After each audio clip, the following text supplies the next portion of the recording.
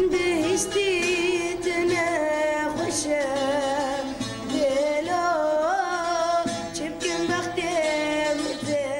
حاج أحمد زاروكي 13 سالية سازفاني طنبوري وجيتاري الباجاري حسكي. أزد أعلمهم طنبوري هي صالونيفك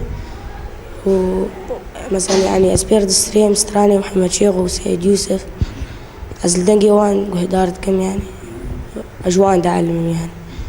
وشغيني طنبوري أزد أعلمهم جيتاري أفجي هاي يعني نفسها وقت أزعلهم شو أزعلهم طنبوري بس الجيتاري جم عن صحاب أعلمين ما زعلمين يصير جام أنسام موسيقى يمدع المان صار نقطة قلت يتشلو ليخ وبابي ميجي عليه متكر يعني قلت يتولو بسريع يعني دنجي قالن نختاقو الطنبور قلت ليخ قلت دنجي قالن حريك وسر درجاوي هاي قلت يعني مثلا وقتها تسراني ليخ وقتها الزراف دنجي تتي زرافة بسريع قالن بيتي قالن دنجي خبير قالن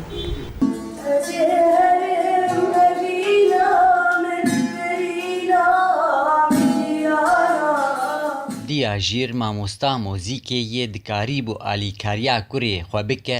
دگوهدانا مۆزیکێدە و هەروەها پێشکەوە دە هونەرا خۆدە. باعتبار أنسام موسيقى بوم يعني متخصص إنه زاروكي مقشوا له اهتمامي بالموسيقى هذا فترة أول مقالك اهتمام داي إنه مهل قحشت موسيقى بحطة إنه أولى بتوجد بوجي متم موسيقى ستران جنبي بيت خاصة متقو حطا قد خورها بس صفاد دواسيا أو يعني اهتمامي مناد دربكي هبو أول شيء إيقاع دور بزق دور جيتار يعني حرب أو علمي آلتها ويشخرج برقب لي خصت.